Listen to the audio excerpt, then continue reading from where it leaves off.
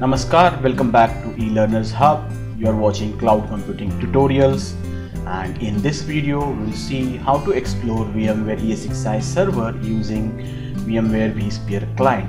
In the last video we saw how to install vSphere client, and in this video we will see how to explore or use VMware ESXi server using vSphere client.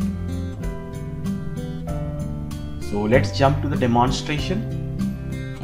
So after installing vSphere client, you will see this icon on your desktop. We'll open this application by double clicking the icon. So this is what you see as the first screen. So here you need to provide the IP address of your VMware ESXi server. So now let's see the IP address of our server here. So it's 192.168.63.128. So let's type the IP address 192.168.63.128 and the username and password. So username is root and enter the password that you had given while installing the ESXi server. Click on login. So it will give you some warnings, so you can simply ignore these warnings.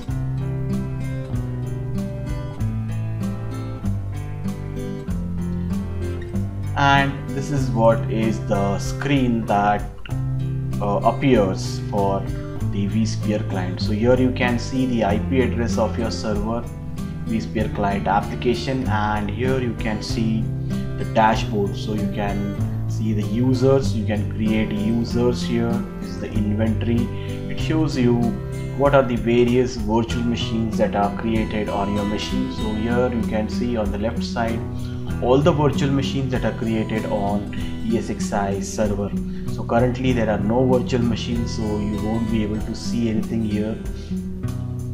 Then on the right side you can see the dashboard. So what is the host? It tells you about what the VMware ESXi server is. So now here in this case the host is the VMware ESXi server, and on the top of this you can have the virtual machines. So this is what is our VMware ESXi server, that is the host that will be hosting all the virtual machines. Then you have the summary tab. In the summary tab you can see the summary of your system, what is the utilization of your system. So it shows you the CPU usage, it shows you the memory space usage, it shows you the data store, that is your storage of this machine. So we had allotted 80 GB of space to this virtual machine, and you can see that 71 GB of 80 GB is free. So it shows you the summary of your system. Then you have virtual machines. So currently there are no virtual machines in the system. We will see, we'll create a virtual machine, so then you'll be able to see the virtual machines available on this system in this virtual machines tab. And resources allocated, here you can see what are the resources that are allocated to your virtual machine. So all the resource allocation information can be viewed here. The performance will show you what is the performance of your system. If you are running virtual machines on this system, so you can see the performance of the virtual machines, or it shows you the performance of the host, that is the VMware ESXi server. Configuration, it shows you the configuration of your machines, what is the processor, what is the software components. It shows you the configuration of the hardware and software both. So you can just click on these links here, the menu here, and you can see the configuration of each and every component that is associated with VMware ESXi server. So you can see the networking, you can see the storage, everything can be viewed here. Then the users, so what are the various types of users that are created on these local hosts, that is your VMware ESXi server. So you can create a user from here as administrator. The user can be created. You can see currently there are 3 users, and root user is the administrator. And events shows you the log. So this is like a log, whatever the users are doing, so everything will be noted here, the logs will be maintained here, and you can see the events that were occurred or that were done by the users on these virtual machine or on these server. So you can see the user logged into the machine, so it shows you the login information. Then now we will when we create a virtual machine, it shows you that event also, what the user has done here. And then the permissions, what are the permissions associated with the users, so it shows you the permissions. So now let's see, we'll create a virtual machine. So I click on this IP address. So here on the left side you can see this is the server on which currently we are, that is the VMware VMware ESXi server. So we'll be creating a virtual machine on VMware ESXi server. So right click on this and click on new virtual machine.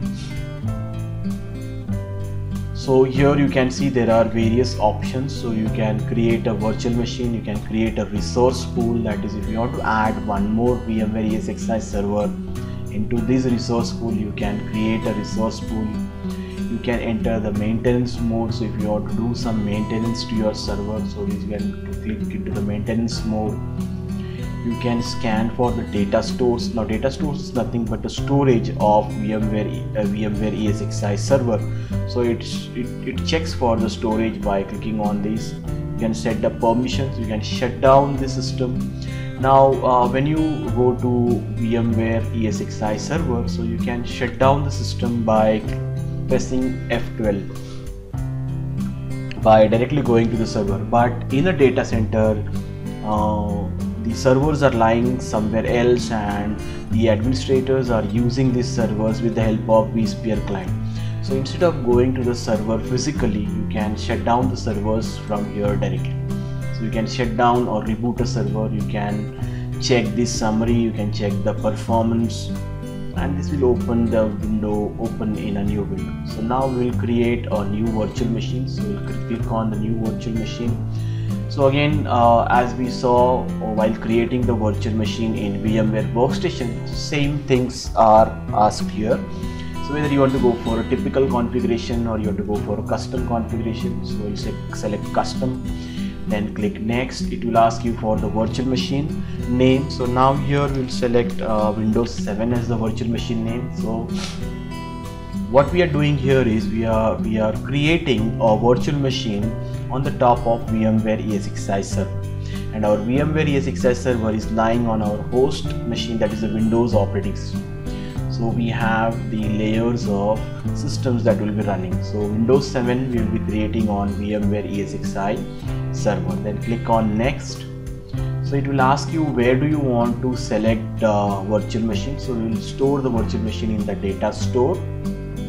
So destination will be our data store, that is the storage device of VMware ESXi server, and that we had provided 80 GB. So currently now we'll see 71 GB is free. Then click next. So what type of virtual machine version? So what is the version of these virtual machines? So you can see we'll select virtual machine version 8. So that is recommended for all the virtual machines that are running on VMware ESXi 5.0 or the later versions of ESXi server. Then click next. So what is the guest operating system that you are going to install? So whether you are going to install Windows, you are going to install Linux or any other operating system. So we'll select the Windows here, and here you can see the version. So what are the various versions? So here you can see all the versions of Windows operating system that are released till date. So you can select any of these versions that you want to install. If you want to install Windows XP, you want to install Windows 3.1. So here we will select Windows 7 64-bit and click next. Now how many CPUs do you want to allot to your virtual machine? So here you can see we have virtual sockets, that is how many CPUs are allotted to your VMware ESXi server. So out of that we will allot one CPU to the Windows 7 virtual machine. And how many cores? So we select one core and click next. and what is the memory that you want to allot to your Windows 7 machine. So we'll say 3 GB and click next. How many network interface cards do you want to your virtual machine? So we'll say we want to leave one. So you can have more than one virtual machine, more than one virtual network interface cards. Select one, click next. So the SCSI controller, will leave it the same, the LSI Logic SCSI. So what type of disk you want to use? So whether you want to create a new virtual disk, you are to use the existing virtual disk, or you don't want to create a disk. So if you have created, or if you already created a virtual disk for some other virtual machine, so you can use the same virtual disk here, or you can create a new one. So we'll go for creating a new one. Click next. So what is the size of the disk that you want to provide? So we will select 32 GB of space. And how do you want to provide disk? So the positioning, thin provisioning. So how do you want to select the disk provisioning? So here we will select the thick provisioning. And where do you want to store the virtual machine? So you want to store the virtual machine, we have to store the storage along with the virtual machine itself. So we'll select the virtual machine and click next. So no changes here. Click next. And finally it shows you the summary of whatever we have selected for this virtual machine, and click on finish. Now you can see here the virtual machine has been created. So this is the virtual machine that has been created. So now again, for the virtual machine you will see a separate dashboard, and for the server there is a separate dashboard. Now again we can see the events. So now here in the events it shows you that we have created a Windows 7 virtual machine. So a new virtual machine is created. So all the events, whatever the actions the user does on the server, will get recorded here in the form of events. And now again in the virtual machines you can see there is a virtual machine appearing here. So earlier there was nothing, but now here you have the virtual machine. So you can modify the settings for this virtual machine. So you can click on the edit virtual machine settings, and here you can see whatever modifications you want to do. So now here to install an operating system we need a setup file, but we have not allotted any setup file to this virtual machine. So again now we can allot the setup files from the host machine or from the data store. So right now we'll see whether we can. So we need to have the ISO file in the data store, so we haven't done that. So we will first upload the ISO file in the data store, and then we will do this step. We'll click on the server first, that is the IP address. We will click on the summary where you will see the data store. You can simply right click on the data store and click browse data store. So now here you can see the virtual machine that we created is available here. But now for this virtual machine we don't have an ISO file. So we will first create a folder to store the ISO files. So click on new, and here we'll say ISO files, and then click on OK. Now ISO files are the files that are nothing but the image files that compresses the entire setup into a single file. So now we need the ISO file here, so we will upload a ISO file here. So here you can see there are the icons for uploading and downloading and deleting the file. So here we will upload the ISO file. So upload a file. So here we will select Windows 7 ISO file and click on open, and it will ask you that it will replace if anything is there already. So you will say yes, and now the file will get uploaded. So this image file we will use to install in our virtual machine that we had created right now, that is Windows 7 virtual machine. So the ISO file is getting uploaded into the data store, that is into the hard disk, of VMware ESXi server.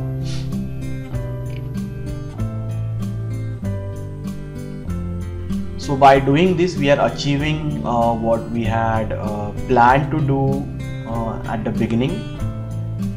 So this is what we are doing right now. So you have the base machine, that is your Windows operating system, that is currently on which we are working. Then on the top of this we installed VMware Workstation, and then on this workstation we created a virtual machine of VMware ESXi server. So that is what is the host machine that we saw earlier. And now on the top of this we are creating a virtual machine of Windows 7. So this is what we wanted to achieve in this practical. So let's see if the file has got copied there. Yeah, so here you can see the ISO file, the image file has been copied, and now we will close this. We will come back to the Windows 7 virtual machine, and now we will make the settings for this virtual machine. So edit virtual machine, and we'll select the CD DVD drive, and we'll provide the ISO file. So when you click on the browse, it will open the data store, and within the data store we had created the ISO file directory. So we'll click this and we'll select the ISO file and click on OK. And here you need to select this option, connect at power on. So whenever you start this virtual machine, it will automatically select the installer files from here and it will start the installation, and click on OK. So now we have allotted the ISO file, that is the image file, for installing Windows 7. Now we will power on this virtual machine. So just click on power on virtual machine, and here at the bottom you will see the status, so the power on virtual machine. So it shows you the status as completed. But how do we come to know what is happening, whether the system is starting or not? So here you can see there is a console. So when you click on console, you will see whatever is happening in this system. So the entire virtual machine can be viewed here. So now you can see the installation of Windows 7 has started here. So this is how we create virtual machines on the VMware ESXi server. So this is how the virtual machines are created in the data center. So if you want to allot this virtual machine to some user, so you can allot this virtual machine to some user by creating a user in the server. So here you can see there is a users, local users and groups. So you can create a user here, and so you can just click on add and create a user here, and you can allot this virtual machine that we have just created here. So you can complete the installation process here and use this virtual machine as an external user. So this is how the data centers, they create the resource pools of physical resources and also the virtual resources. So now here what you see is the virtual resource that is created on the server, and this is what is the server. So you can check the performance here. So if you want to check the performance of the local host, you can check the performance of the virtual machine. So everything can be checked here. The configurations can be checked, and you can check the events. So again you can see the event tab. Now, so this is how we have mimicked the implementation of infrastructure as a service. So we use the virtual machine. So this is what we have done. So we have tried to mimic the data center setup by using the VMware Workstation and creating a virtual machine of VMware ESXi server. So this was the objective of this practical. So this is how we have achieved the objective of this practical, implementing the infrastructure as a service using VMware ESXi. So in this practical, we installed VMware Workstation on our base machine, that is Windows machine, and after installing VMware Workstation, we installed VMware ESXi server, and then to access this VMware ESXi server we install vSphere client on the host machine, that is your Windows operating system machine, Windows 10 machine, and then we used VMware vSphere client for accessing the VMware ESXi server. So this is how we have achieved the objective of implementing infrastructure as a server using VMware ESXi server. So if you like the video, click on the like button and share your views and suggestions in the comment section below, and encourage us by subscribing to our channel, and please do not forget to click on the alert bell so that you can remain updated with all our upcoming videos on our channel. So see you in the next video. Till then, take care. Thank you.